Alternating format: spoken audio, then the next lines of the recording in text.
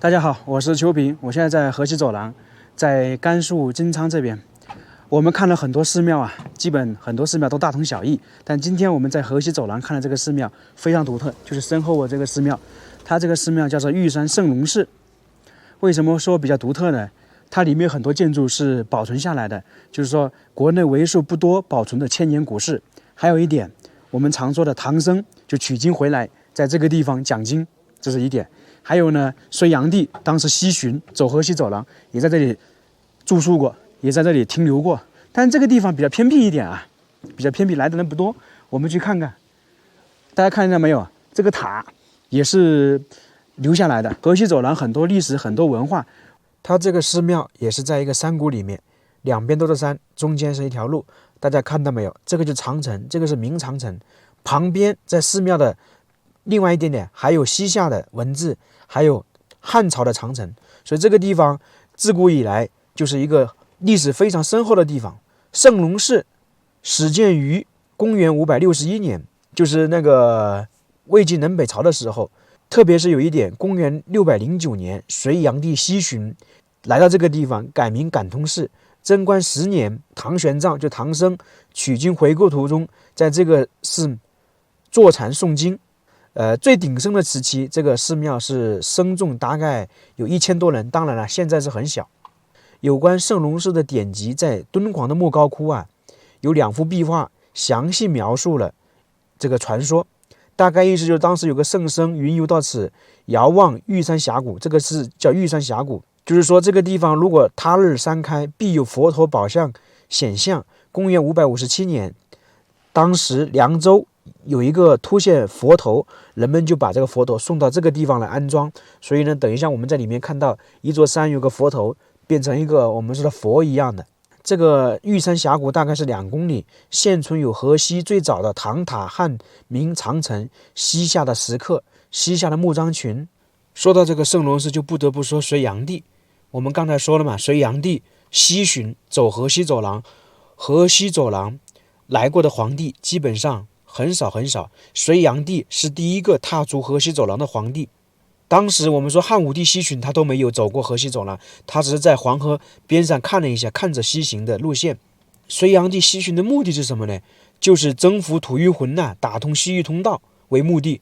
说到西域，还不得不提一个人物叫裴矩。很多人可能看过一部小说叫《大唐双龙传》，里面就有一个裴矩。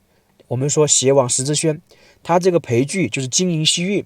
可以这样说，我们在那个唐朝的时候说那个李世民是天可汗，其实很正常的时候，在隋炀帝时也可以这样称呼，因为他把西域也纳入他的版图了。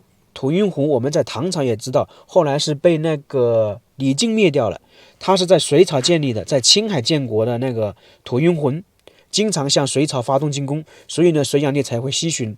隋炀帝从那个京城出发，最终到达哪里呢？到达我们现在的西宁。当时有11万人，就是说进攻吐谷浑，所以呢，我们说那个时候打服了。其实大家可以想象出来，隋朝的时候国力是相当强大的。有这样一种说法，隋朝的粮仓到唐朝建国50年还在用。还有一点，唐朝是我们说封建社会的顶峰时期，就是开元的时候，唐玄宗的时候，但是他那个时候的总的人口还没有隋朝的多，所以说想想隋朝是多么强大，只是可惜短短的也是2代君王而亡。公元610年，隋炀帝登上了焉支山的顶峰，在那里祭天。焉支山这个地方大家都知道吧？汉朝的时候，霍去病就越过这座山，击败匈奴，夺得了河西走廊，也打通了中原和西域的交往要道，所以焉支山成了胜利的象征，所以隋炀帝也才会来这个地方。隋炀帝来到河西走廊，来到西巡，差不多10个月，所以也是隋朝西部占据了一个很重要的方向。中原的皇帝，就大统一的皇帝，来到西域，来到河西走廊，基本上是没有的。看到没有？这个山，这个也比较奇特，它这个等一下跟它那里面的一个大殿里面供奉的一个石山是类似。就这个殿，瑞相殿，它跟这个寺庙的由来有关系。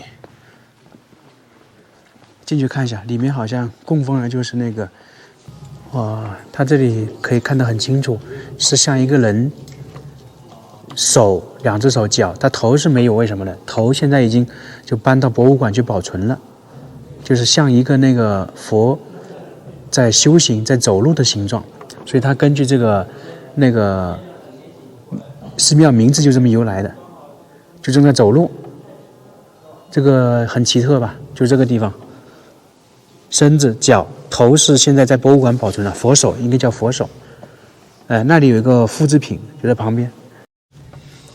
所以说，这个每个寺庙，它这些都是有含义、有由来的。